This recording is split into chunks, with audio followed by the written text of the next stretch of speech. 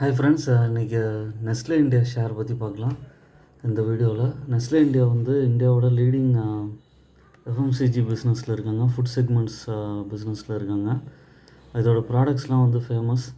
உங்களுக்கு வந்து கன்ஃபெக்ஷனரியில் பார்த்திங்கன்னா கிட்கேட்டு, மில்கி பார், மஞ்ச், பார் ஒன் இதெல்லாம் நல்லா சேல் ஆகுது. அதுக்கப்புறம் வந்து ப்ரிப்பேர்ட் டிஷ்ஷஸ் அண்டு குக்கிங் எய்ட்ஸில் வந்து மேகி, அதுக்கப்புறம் வந்து அவங்களுக்கு மெயினாக வந்து ஃப்யூஷான், அதுக்கப்புறம் கெர்பர், அந்த மாதிரி ப்ராடக்ட்ஸ்லாம் வந்து நல்லா சேல் ஆகுது. இவங்களுக்கு மெயினாக வந்து பவுடர்ட் அண்ட் லிக்விட் பிவரேஜஸில் சன்ரைஸ், அதுக்கப்புறம் வந்து நெஸ்கஃபே, நெஸ்டி இதெல்லாம் நல்லா சேல் ஆகுது.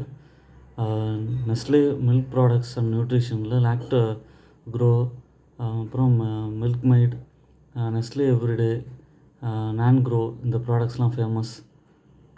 இது மார்க்கெட் கேபிட்டல் வந்து பார்த்திங்கன்னா 2,23,000 கோடி இருக்குது. கரண்ட் ப்ரைஸ் வந்து 2,322 ரூபா. 52 வீக் ஹை வந்து 2,778 ரூபா. ஸ்டாக்கோட பிஇ 74 இருக்குது. புக் வேல்யூ 42.7, டிவிடெண்ட் ஈல்டு 1.16% தராங்க. ஆர்ஓசி வந்து 95.7% இருக்குது. ஆர்ஓஇ வந்து 83% இருக்குது. நெஸ்லேவோட Q1 ரிசல்ட்ஸ் வந்து இன்றைக்கி வந்தது. நெட் ப்ராஃபிட் வந்து 13% வந்து டிக்ளைன் ஆகி 647 crores இருக்குது. ரெவன்யூ வந்து 5,096 கோடி இருக்குது. இப்போ வந்து நெட் ப்ராஃபிட் வந்து கொஞ்சம் டிக்ளைன் ஆனதுனால ஷேர்ஸ் வந்து 5% டிக்ளைன் ஆகிருக்கு.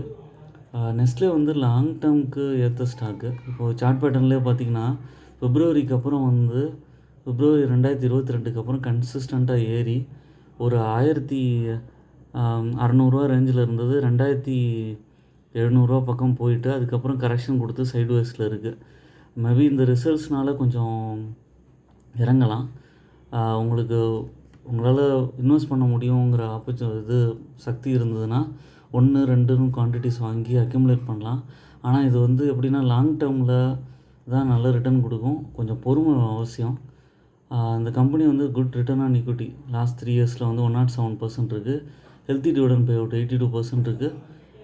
கான்ஸ் வந்து பார்த்திங்கன்னா 54.5 டைம் புக் வேல்யூ இதாக இருக்குது. Poor sales growth 10.3% past 5 years. Quarterly ரிசல்ட்ஸில் சேல்ஸ் வந்து 4,000 கோடியிலேருந்து 5,000 கோடி வந்திருக்கு. நெட் ப்ராஃபிட் வந்து 510 கோடியிலேருந்து 659 கோடி இருக்குது.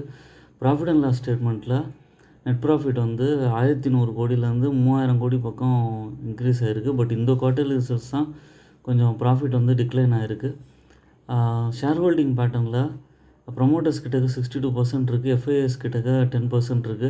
நம்பர் ஆஃப் ஷேர் ஹோல்டர்ஸ் வந்து 1,96,000 பேர்லேருந்து 5,19,000 பேர் வரைக்கும் இன்க்ரீஸ் ஆகிருக்காங்க. நான் முன்னாடியே சொன்ன மாதிரி லாங் டேர்முக்கு ஏற்ற ஸ்டாக்கு. அப்பப்போ வந்து ஏதாவது Q1 ரிசல்ட்ஸ், Q2 ரிசல்ட்ஸில் கொஞ்சம் ப்ராஃபிட் டிக்ளைன் ஆச்சுன்னா ப்ரைஸும் கொஞ்சம் இறங்கும். அதை ஒரு ஆப்பர்ச்சுனிட்டியாக பயன்படுத்தி அக்யூமுலேட் பண்ணால் லாங் டேர்மில் நல்ல ரிட்டர்ன் கிடைக்க வாய்ப்பு இருக்குது. நான் சொன்ன மாதிரி பொறுமை வேணும். பொறுமை இருந்துச்சுன்னா நல்லா பலனை பார்க்கலாம். ஓன் அனாலிசிஸ் பண்ணிவிட்டு பர்ச்சேஸ் பண்ணுங்கள். இந்த ஸ்டாக்ஸில் இன்வெஸ்ட் பண்ணலாம். என்னோடய சேனலை சப்ஸ்கிரைப் பண்ணுங்கள், லைக் பண்ணுங்கள், எல்லா வீடியோஸும் தொடர்ந்து பாருங்கள்.